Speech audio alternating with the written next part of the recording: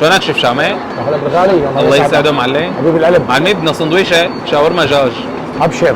بس بدي فيها تقريبا 3-4 ظروف كاتشب. شو بدك فيها؟ 3-4 ظروف كاتشب.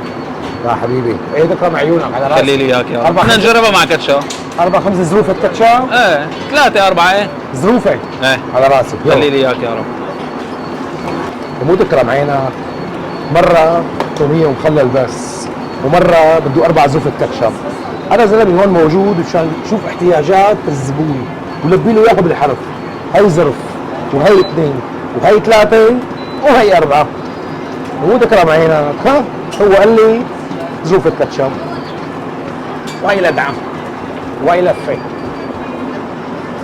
وين معلم؟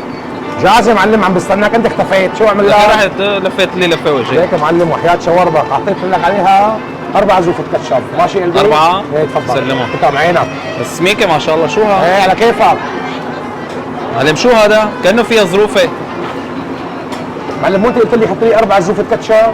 ماشي بس هي كاتشب 4 زوفة كاتشب. بتحطهم هيك مثل ما هن ما قلت لي ظروفه. فضيه حبيبي. شو انا بيطلع بيقول لي الزبون بيعمل، انت قلت لي فضيه وشيء.